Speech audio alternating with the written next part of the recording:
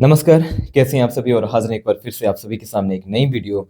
और आज का वीडियो आप सभी जानते हैं कि मैं बात करने वाला हूँ रोशनी लामा, जो कि अभी एक 15 साल की लड़की है, मेरे साथ रहती है। दरअसल वो मेरी सिस्टर इन लॉ है और जो उनकी बड़ी दीदी है she is my future life partner. और आज हम उसके ऊपर बात करेंगे क्योंकि बहुत सारे लोग जो उस लड़की को मेरे साथ देखते हैं और एक हमेशा एक सवाल मुझसे पूछते हैं कि वो लड़की आपकी क्या लगती है और आप क्यों उसके ऊपर इतनी मेहनत करते हैं?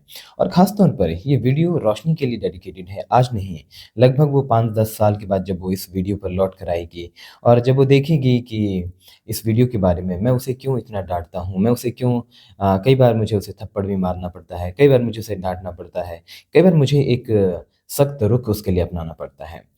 कुछ चीज़ें मैं क्लियर कर दूँ क्योंकि मैं उसके पिता के बराबर नहीं हूँ, मैं उसकी माता की ज़िम्मेदारियाँ नहीं निभा सकता, लेकिन मैं उसके घर-परिवार को अच्छे से जानता हूँ, उसकी पारिवारिक स्थितियाँ कैसी हैं और उसका स्कूल का सामाजिक जीवन, क्योंकि अभी वो 10वीं में पढ़ती है, तो मैं जानता हूँ कि स्कूल में उसके दोस्त कैसे हैं।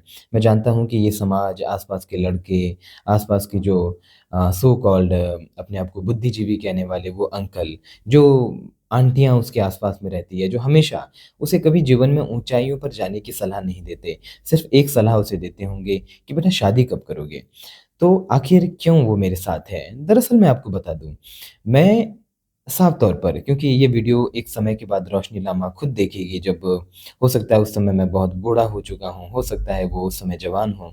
अगर वो देखे तो मैं रोशनी से ये कहना चाहता हूँ कि मैं नहीं देखना चाहता तुम्हें किसी ऐसे दलदल में फँसा हुआ जहाँ से तुम अपनी ज़िंदगी को बेकार बना दो। मैं नहीं देखना चाहता तुम्हें किसी भी ऐसी परेशानी में जहाँ से तुम अपनी ज़िंदगी को एक बेकार रवैया बनाकर रख दो। और मैं तुम्हें हमेशा देखना चाहता हूँ ऊँचाइयों में। मैं हमेशा तुम्हें देखना चाहता हूँ एक आज़ाद परिंदे की तरह, जो अपनी इच्छा से, जो अपनी मर्ज़ी से इस खुले आसमान को नाप देती है। आखिर मैं ये क्यों कह रहा हूँ? रोशनी, इस समय तुम्हें लग रहा होगा कि मेरा डाँटना तुम्हें बुरा लगेगा। मैं कई बार तुम्हें थप्पड़ मार दूँ तो तुम्हें लगेगा कि ये आदमी मुझे ऐसा क्यों कर रहा है। लेकिन जब भी तुम अपनी ज़िंदगी में एक मेंटर के तौर पर मुझे देखो, एक गुरु के तौर पर मुझे देखोगी, तो तुम्हें कभी ये समझ नहीं आएगा कि मैं तुम्हारी ज़िंदगी के पीछे कितना बड़ा एक दीवार खड़ी करना चाहता हूँ, ताकि तुम उस दीवार के सहारे अपनी ज़िंदगी में ऊँचाइयों पर जा सको। तो मैं कुछ पॉइंट्स के ऊपर बात करना चाहूँगा। सबसे पहला पॉइंट है रोशनी लामा को शिक्षित करना। शिक्षा का मतलब सिर्फ़ उसे स्कूल भेजना, अच्छी ड्रेस खरीदना नहीं है। शिक्षा का मतलब है वो अपना सर्वांगीण विकास करे, वो जाने कि दुनिया क्या है, वो जाने कि किताबों के बाहर की भी एक दुनिया होती है। वो ये जाने कि शादी महत्वपूर्ण नहीं है, वो ये जाने कि दुनिया में पैसा कितना महत्वपूर्ण है, रिश्ते कितने महत्वपूर्ण हैं। और बहुत जल्दी वो ये भी जाने कि रिश्ते हमेशा इंसान को ज़िंदा रखने के लिए एक रास्ता होते हैं। लेकिन मैं सिर्फ़ उसकी शिक्षा पर बात इसलिए नहीं कर रहा हूँ। मैं चाहता हूँ कि वो किसी अच्छे कॉलेज से पढ़ाई करे। अगर मुझे लगता है कि 12वीं के बाद 12वीं तक मुझे ऐसा लगता है कि अ, वो अच्छे से नहीं पढ़ पा रही है या फिर वो फ़ोकस नहीं कर पा रही है, वो कुछ और अच्छा कर सकती है। तो मैं उसे हमेशा सलाह यही दूँगा कि वो कॉलेज ना पढ़े। और ख़ास तौर पर क्योंकि आज के ज़माने में डिग्रियाँ महत्वपूर्ण कर होती हैं, तो वो प्राइवेट से पढ़ाई कर सकती है। अगर वो रेगुलर कॉलेज जाती है तो उसे बहुत ही अनुशासन के साथ पढ़ाई करनी होगी। मैं पहली चीज़ पर मैंने जैसे बात किया उसकी शिक्षा, मैं चाहता हूँ कि वो पढ़ाई-लिखाई बहुत ही टॉप लेवल का करे। इसलिए टॉप लेवल का करे क्योंकि उसे एक लड़की होने पर बहुत सारी चीज़ों के लिए ज़िम्मेदार होना है।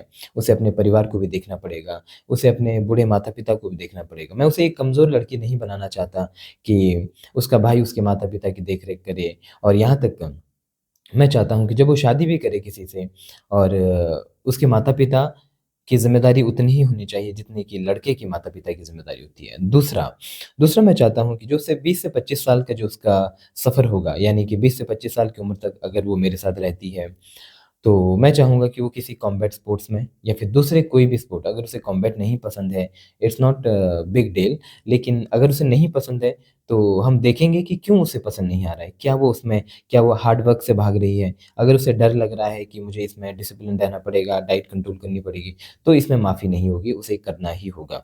मैं कम से कम मैं चाहता हूँ कि वो 10 एमेच्योर एमएमए फाइट्स करे, तब जाकर के उसे इस ज़िंदगी में जो टफ़नेस है, उसकी मेंटल और फिज़िकल लेवल का वो इम्प्रूव हो पाएगा। तीसरी चीज़ मैं चाहता हूँ कि उसके अंदर एक आज़ादी की अनुभूति हो। क्योंकि जैसे-जैसे वो बड़ी हो रही है स्कूल, आस-पास के लड़के, उसे सिर्फ़ एक चीज़ समझ में आती होगी इस समय पर कि प्यार-मोहब्बत हो गया और यही ज़िंदगी का सब कुछ है। और मैं उसे हमेशा ये कहता हूँ कि देखो तुम किसी को पसंद करो, तुम किसी को नापसंद करो, ये तुम्हारे ऊपर आज़ादी है। लेकिन तुम्हें ये चीज़ ध्यान में रखना होगा कि शादी सब कुछ नहीं है, तब तक जब तक तुम शादी कर नहीं लेती। और जिस दिन वो ये फ़ैसला लेगी तो पूरी आज़ाद होनी चाहिए। क्योंकि मैं देखता हूँ कि 14-15 साल की लड़कियाँ शादी करती हैं, बच्चा बनाती हैं और घर पर वो बैठी रहती हैं आराम से। ज़िंदगी में कोई ऊँचाइयाँ नहीं, उनकी ज़िंदगी में कोई संघर्ष नहीं होता है। और जब मैं इस दृष्टिकोण से उसे देखता हूँ, तो मैं नहीं चाहता कि मेरे होते-होते, क्योंकि मैं अपनी ज़िंदगी में बहुत सारी चीज़ों को नहीं कर पाया because of my financial condition. तो मैं चाहता हूँ कि वो पूरी आज़ादी से अपनी ज़िंदगी को जिए, वो अपनी शादी को एन्जॉय करे, वो अपनी लाइफ़ के उस दौर से गुज़रे जहाँ से वो अपनी एक आज़ादी को देख सके। तो उसके पीछे कारण क्या है? क्योंकि देखिए मैं कुछ तो ऐसा जानता हूँ, जो रोशनी बिल्कुल नहीं जानती। इस चीज़ को मैं हमेशा उसे बताता हूँ, बेटा तुम्हें बहुत सी चीज़ें नहीं मालूम जो मुझे मालूम है और मैं नहीं चाहता कि तुम ज़िंदगी में कभी उन चीज़ों की तरफ बढ़ो, उन चीज़ों की तरफ फँसो। तो इसलिए मैं तुम्हें यहाँ से आज़ाद करना चाहता हूँ और तुम्हें इस आज़ादी को संघर्ष के साथ, और आज़ादी हमेशा कड़ी संघर्ष के बाद ही मिलती है। तो आखिरकार क्या मैं रोशनी से प्यार करता हूँ? बिल्कुल।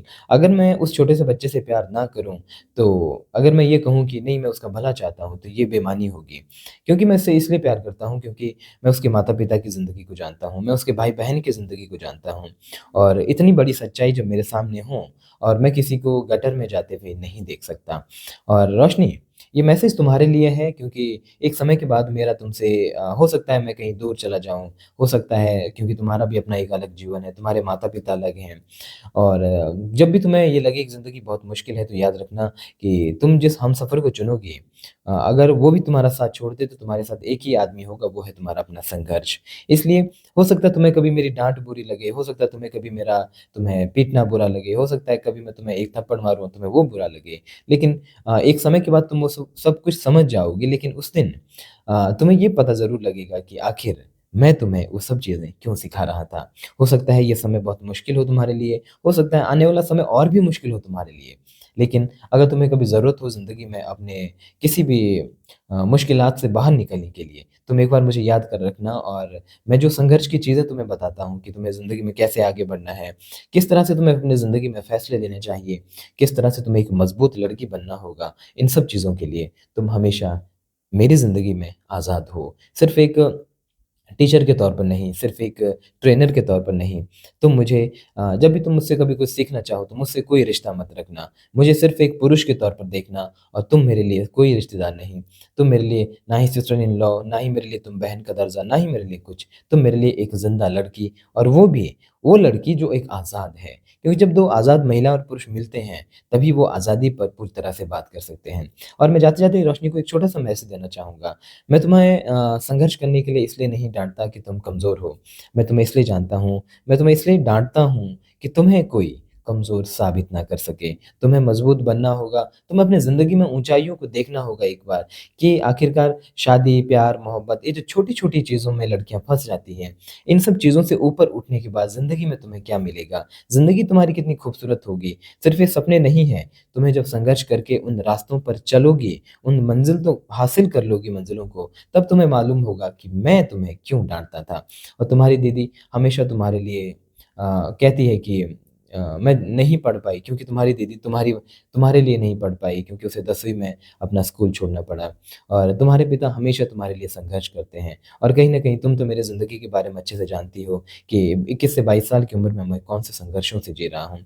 अगर तुम्हें हमारे परिवार यानी कि तुम्हारी दीदी और तुम्हारे पिता और मेरा संघर्ष तुम्हें दिखता हो, तो हमेशा अपनी ज़िंदगी में छोटे संघर्षों से कभी मत घबराना। मैं हमेशा तुम्हारे साथ हूँ और तुम्हें एक चीज़ कहना चाहता हूँ, जब भी तुम संघर्षों से हारना तुम्हें पड़ रहा हो, तुम्हें लग रहा हो कि नहीं अब मुझे छोड़ देना चाहिए, एक बार तुम याद रखना, तुम्हारे पिता ने कभी भी मुश्किलातों में तुम्हें भूखा नहीं रखा। तुम्हारी दीदी ने कभी वो बीमार हो, कभी कुछ हो, अपने सपनों को दबाकर भी वो हमेशा कहती है कि काश कि मेरे भाई-बहन पढ़ सकें। अपने माता-पिता की हमेशा तुम्हें रिस्पेक्ट करनी होगी। सिर्फ़ इसलिए नहीं क्योंकि उन्होंने तुम्हें जन्म दिया, इसलिए क्योंकि तुम्हारे पिता आज भी तुम्हारे लिए संघर्ष कर रहे हैं। मैं तो तुम्हारे साथ खड़ा हूँ क्योंकि मैं तुम्हें चाहता हूँ कि तुम ऊँचाइयों पर रहो और मैं तुम्हें ये भी चाहता हूँ कि तुम अपनी ज़िंदगी में सफल बनो। बेशक ये मेरी हो सकता है स्वार्थ की भावना हो, बेशक मैं तो इसके पीछे मेरी कोई लालच की भावना हो, क्योंकि मैं जब तुम्हें कहता हूँ कि करो, तो मैं चाहता हूँ कि तुम उसमें सफल भी बनो। यही था मेरा छोटा-सा मैसेज। तुम मेरे लिए क्या लगती हो? जो लोग पूछते हैं, तुम्हारा और मेरा कोई रिश्ता नहीं। मैं सिर्फ़ तुम्हें एक लड़की के तौर पर देखता हूँ, एक आज़ाद लड़की के तौर पर और जब मैं तुम्हारी दीदी के साथ होता हूँ, यानी कि मेरी प्रेमिका के साथ होता हूँ, तब तुम मेरे लिए सिस्टर इन लॉ होती हो। तो ये छोटा-सा मैसेज तुम्हारे लिए हमेशा तुम आज़ाद रहो, हमेशा तुम खुश रहो, हमेशा तुम्हें मेरी डाँट, मेरी सख्ती के दौर से आगे गुज़रना पड़ेगा और हमेशा तुम्हारा मेंटर, तुम्हारा गुरु और तुम्हारा कोच तुम्हारे साथ खड़ा होगा। इसी के साथ मुझे तो जाने की इजाज़त। नमस्कार।